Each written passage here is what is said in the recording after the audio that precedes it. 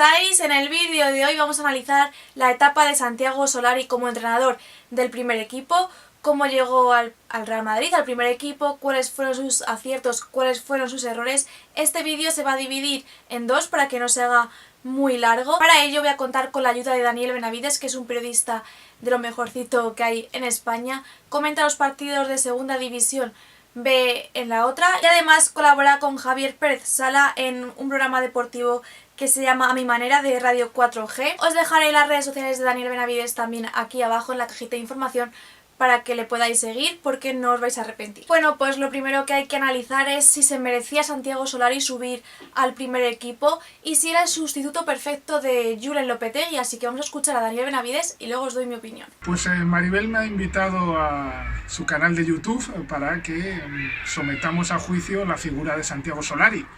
Yo no tenía especial interés, ¿no? Me gusta más centrarme en el Real Madrid actual y sobre todo en la ilusión que transmite Zinedine Zidane.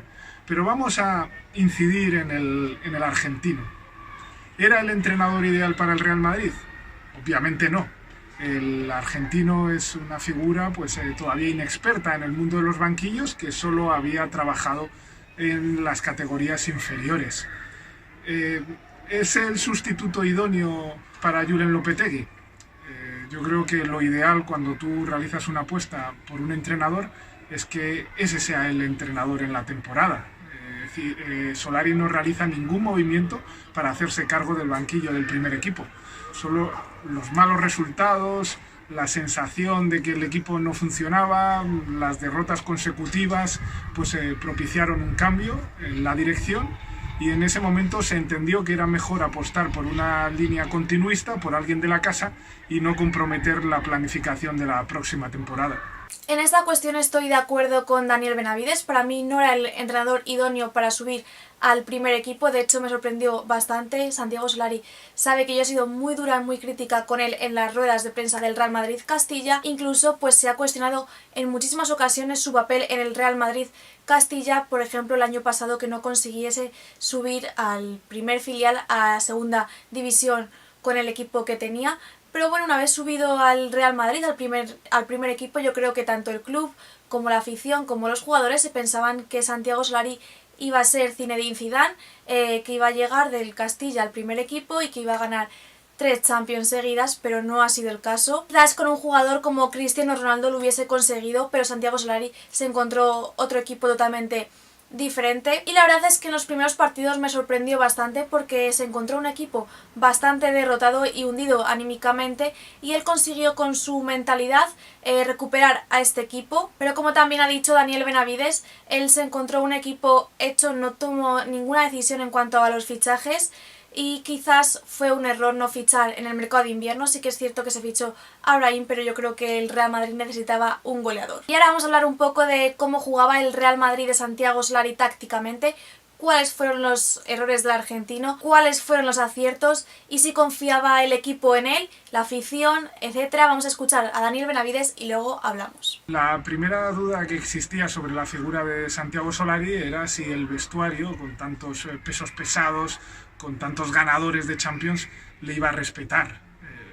Obviamente yo no he estado presente en ese vestuario. Todos conocemos que entre Solari y Isco, entre Solari y Marcelo, entre Solari y Keylor Navas, pues seguramente no ha existido la mejor relación. Lo hemos visto, incluso se han manifestado las desavenencias, pero desconozco si el resto del vestuario pues apoyaba al argentino o no.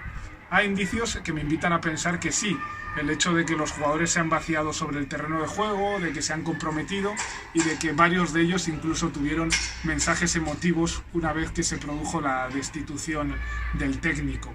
Sobre su planteamiento táctico, sobre su manera de jugar, a mí me parece que Solari lo que ha buscado en todo momento es un equipo ordenado, fuerte, que tratara de hacerse fuerte desde la defensa, que fuera sólido, y por eso una y otra vez apostaba como titular por la figura de Lucas Vázquez. El planteamiento habitual ha sido un 4-3-3 y es cierto que el técnico ha tenido aciertos a la hora de decantarse por Reguilón, a la hora de darle la alternativa a Marcos Llorente, a la hora de convertir a Vinicius en el jugador clave en un Real Madrid al que hacía falta desborde, descaro y sin duda frescura, el brasileño lo ha aportado, es decir, Solari ha tenido aciertos y para mí su mayor desacierto, su mayor error se ha producido en el momento cumbre de la temporada, ¿no? En aquella concentración de partidos, en esos 4 partidos tan decisivos donde no dosifica y no gradúa las fuerzas y especialmente la sensación de que el Real Madrid se quema en el partido de Liga en el Bernabéu ante el Barcelona. Para mí el Real Madrid de Santiago Solari iba bastante bien, es cierto que le faltaba gol, pero bueno, eso se sabía desde verano que iba a pasar, desde que se fue Cristiano Ronaldo.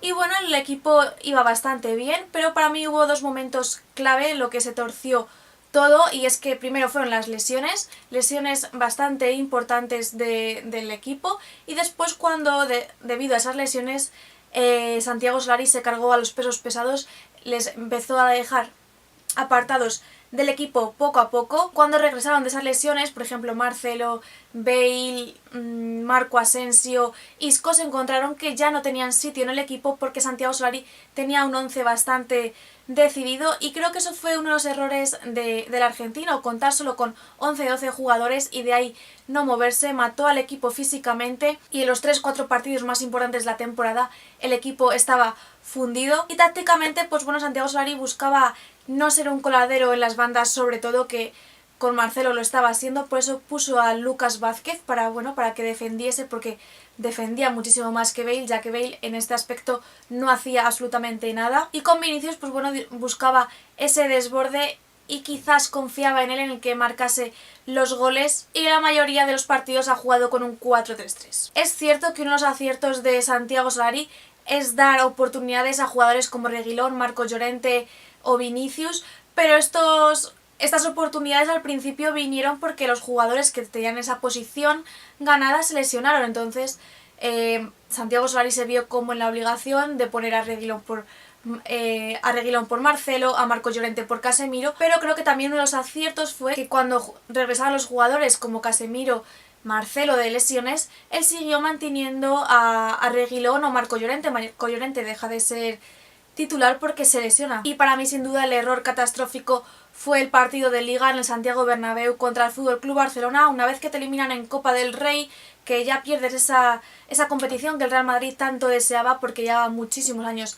sin ganar, en Liga que lo tienes muy complicado y tienes que dejar todo para el partido importante que era el del Ajax, aunque creo que el Real Madrid se confió bastante en este partido de Champions por el resultado que tenía, que era bastante bueno, y no descansó a los jugadores, les mató en estos 3 partidos tan importantes. Quizás si hubiese rotado en el partido de Liga, que los aficionados le hubiésemos comprendido que hubiese sacado los suplentes y hubiesen llegado los titulares frescos al partido del Ajax, ahora estaríamos hablando de algo muy distinto. Para mí ese fue el error más grave, no rotar en ese partido de Liga. En cuanto a la confianza que se tenía en Santiago Solari, creo que se le ha despreciado, que se le ha faltado bastante en bastantes ocasiones el respeto, tanto de los periodistas como de los aficionados, como incluso los propios jugadores. A Zidane se le tiene ese respeto por quién ha sido como jugador, pero no olvidemos que Santiago Solari, pues bueno, sí que es cierto que era en la mayoría de las ocasiones como jugador del Real Madrid ha sido suplente, pero ha ganado bastantes cosas y no hay que faltarle el respeto porque evidentemente como Zinedine Zidane hay muy pocos jugadores. Y hasta aquí la primera parte de este análisis, la segunda parte la subiré